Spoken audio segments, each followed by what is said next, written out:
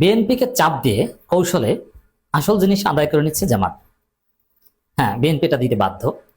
রুহুল কবির রিজভী জামাতকে একটা সুখবরই দিলেন বটে, এবং এটা করতে বাধ্য। তবে জামাত কি চায়, জামাতের আসল জিনিসটা কি? বিএনপির কাছে মন্ত্রণালয় চায়? নেভার। বরং বিএনপি এমন বেকায়দায় পড়তে যাচ্ছে মধ্যপ্রাচ্য ক্রাইসিসের কারণে, বাংলাদেশের সমস্ত পেট্রোল পাম্প বন্ধ হয়ে যেতে পারে। এক্ষেত্রে সবাইকে নিয়ে জাতীয় সরকার গঠন ছাড়া বিএনপির সামনে আর কোনো উপায় থাকবে না। এক ভয়াবহ পরিস্থিতির মুখে পড়তে যাচ্ছে বিএনপি। এটা তো আছেই। জামাত বিএনপির কাছে মন্ত্রণালয় চায় না, কিচ্ছু চায় না। বরং সামনে যে ব্যর্থতার মুখে পড়বে বিএনপি, বিএনপি জামাতের পা ধরলো, জামাত জাতীয় সরকারে যেতে চাইবে না। কারণ দেশে দুর্ভিক্ষ লাগবে, সেই দুর্ভিক্ষকালীন সরকারের দায়ভার জামাত নিতে চাইবে না। বরং বিরোধী দলের থেকে জামাত যা পারে করবে, জামাতের জনপ্রিয়তা আকাশচুম্বী হয়ে যাবে। পা ধরলো সরকারে যাবে না জামাত, এটা হতে পারে। কিন্তু বিএনপির উচিত জামাতের পা ধরা। তো জামাত কি চায় তাহলে? মন্ত্রণালয় চায় না, কি চায়? জামাত মত প্রকাশের স্বাধীনতা চায়। মানুষ যেন স্বাধীনভাবে মত প্রকাশ করতে পারে। জামাতের সবচেয়ে বড় চাওয়া হচ্ছে এটা। কারণ মানুষ স্বাধীনভাবে মত প্রকাশ করতে পারলে, স্বাধীনভাবে রাজনীতি করতে পারলে, জামাত তার স্বাধীনভাবে তার কার্যক্রম চালাতে পারলে, জামাতের ক্ষমতা আসে কেউ ঠেকাতে পারবে না। কিন্তু যদি ফেসিবাদী আচরণ করে, জামাতের পক্ষে বললে চাকরি না থাকে, জামাতের পক্ষে বললে জেলে যেতে হয়, বিএনপি সরকারের সমালোচনা করলে মামলা খেতে হয়, গুমের শিকার হতে হয়, যেটা হাসিনা করতো, তাহলে এক পর্যায়ে আবার ফেসিবাদ কায়েম হবে, মানুষ মুখ বন্ধ করবে। নইলে মানুষ মত প্রকাশের স্বাধীনতা পেলে বিএনপি ভালোভাবে বুঝবে দেশ চালানো কত কঠিন। সমালোচনায় বিদ্ধ হবে, উল্টাপাল্টা যে কোনো কাজ থেকে ফিরে আসতে বাধ্য হবে। এই জন্য এই মুহূর্তে, বা এটা শুধু জামাতের না, যে কোনো সরকারের আমলেই প্রধান বিরোধী দলের প্রধান চাওয়া থাকে, সবচেয়ে আসল জিনিস তাদের কাছে মত প্রকাশের স্বাধীনতা। বিএনপি গত 15 বছরে যে বিষয় নিয়ে সবচেয়ে বেশি যুদ্ধ করেছে সেটা হচ্ছে মত প্রকাশের স্বাধীনতা নিয়ে। মত প্রকাশের স্বাধীনতা মানেই হচ্ছে রাজনীতির স্বাধীনতা। মত প্রকাশের স্বাধীনতা নিশ্চিত হলে আপনার রাজনৈতিক অধিকার অটোমেটিক্যালি থাকে। তো এটা হচ্ছে জামাতের আসল চাওয়া। তো জামাত এটা নিয়ে রাজনীতি করছে, বিএনপি সরকারের সাথে সুসম্পর্ক রেখে এটা আদায় করার চেষ্টা করছে, বিএনপি সরকারকে চাপ দিয়ে এটা আদায় করার চেষ্টা করছে। আন্তর্জাতিক কমিউনিটির সাথে জামাত সার্বক্ষণিক কানেক্টেড থেকে, যেহেতু ইউরোপ আমেরিকা মত প্রকাশের স্বাধীনতার বিষয়ে সিরিয়াস, তাদেরকে সাক্ষী রেখে তাদের মাধ্যমে চাপ দিয়ে হলেও মত প্রকাশের স্বাধীনতা যেরকম আছে এখন বা ইউনূসের আমলে ছিল, ইতিহাসের সেরা অবস্থা ছিল, এবং বাংলাদেশের ইতিহাসে সবচেয়ে সুশাসন ছিল ইউনূসের আমলে, সবচেয়ে গণতান্ত্রিক শাসন ছিল ইউনূসের আমলে।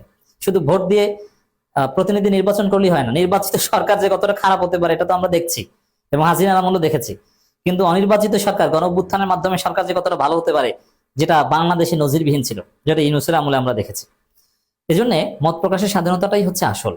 তো এখন যেটা আছে এটা বহাল রাখতে জামাত আন্তর্জাতিক কমিউনিটিকেও কানেক্টেড রাখছে। যেমন ঈদ শুভেচ্ছা বিনিময় করেছেন ভারত সহ পৃথিবীর সমস্ত দেশের কূটনীতিকদের সাথে নিয়ে আমিরে জামাত, এবং সেখানে এই কথাগুলোই বলেছেন যে আমরা মত প্রকাশের স্বাধীনতা চাই, এবং ভয়ের সংস্কৃতি তৈরি করতে চাইলে আমরা সেটা রুখে দেব, প্রতিরোধ করব। কোনো ভয়ের সংস্কৃতি বাংলাদেশে এস্টাবলিশড হতে দেওয়া যাবে না। তো দর্শক, এই জায়গায় মত প্রকাশের কারণে কাউকে আর গুমের শিকার হতে হবে না, রুহুল কবির রিজভী এই ঘোষণা দিয়েছেন। হ্যাঁ, এটা সত্য ঘোষণা। বিএনপি বললেই তো আমরা বিশ্বাস করি না, কিন্তু এটা বিশ্বাস করি। কোনো একটা গুম ঘটানোর সাহস বিএনপি পাবে না, এবং মত প্রকাশের কারণে মামলা দিয়ে জেলে নেওয়ার সাহস পাবে না। যদি কোনোদিন শোনেন সরকারের সমালোচনা করার কারণে কাউকে মামলা দিয়ে জেলে নিয়েছে, ওই দিনেই বুঝবেন যে বিএনপি সরকারের পতন ঘন্টা বেঁচে গেছে। এবং এটা বিএনপি সরকার অনুমোদন করবে না, কিন্তু যদি বিএনপির লোকাল লোকজন অনেকে এরকম মামলা করার চেষ্টা করবে সমালোচকদের বিরুদ্ধে। কিন্তু ভুলেও যদি এরকম কোনো মামলার অগ্রগতি হয় বা মামলা এজাহার হিসাবে নেওয়া হয়, নালিশ হিসাবে নেওয়া হয়, তাহলে বুঝবেন যে ওটা বিএনপি সরকারের আমলে বিরাট ব্লান্ডার। তবে এই কাজটা কারা করতে পারে? সাপোজ বিএনপির কোনো অতি উৎসাহী স্যাসরা অশিক্ষিত নেতা মত প্রকাশের স্বাধীনতা হরণ করতে সরকারের কোনো সমালোচকের বিরুদ্ধে একটা মামলার এজাহার দায়ের করলো, ধরলাম। ওইটা যদি মামলা হিসেবে গ্রহণ করা হয়, তাহলে বুঝবেন যে গ্রহণ করেছে আওয়ামী পুলিশ, কারণ বিএনপি ধ্বংস চায়। এই জন্য বিএনপির নির্দেশনা হচ্ছে যে না, সরকারের সমালোচনা বা কোনো মন্ত্রীকে গালিটালি দেওয়া, ট্রল করা, মিম বানানো, প্রধানমন্ত্রীকে গালি দেওয়া, প্রধানমন্ত্রী পরিবারকে গালি দিলেও কেউ ভুলেও কোনো মামলা টামলা করবে না। ফৌজদারি অপরাধ ছাড়া এগুলোতে কোনো মামলা টামলা হবে না। এমনকি নাসিরউদ্দিন পাটোয়ারি মির্জা আব্বাসকে যা বলেছে, এগুলো নিয়ে অতি উৎসাহী এক বিএনপি নেতা মামলা করতে যে তিনি নিজেই বেকায়দায় পড়েছেন, এবং শেষ পর্যন্ত এই মামলা টামলা কিন্তু চলে নাই। এবং নাসিরউদ্দিন পাটোয়ারি এই মামলাকে কি বলেছেন? মামলা করেন আপনি কোন চ্যাটের বাল। মজা না? তো যে মামলা করতে যাবে ওর রাজনীতি শেষ হয়ে যাবে, তো বিএনপি এটাকে প্রশ্রয় দিবে না।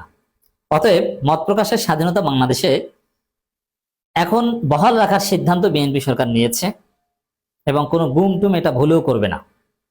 যাকে তাকে ডিবি উঠিয়ে নিয়ে যাবে এটা করবে না। তবে একটা অপারেশন চালাবে, এতে বিএনপির লোকজন ধরাশয়ী হবে।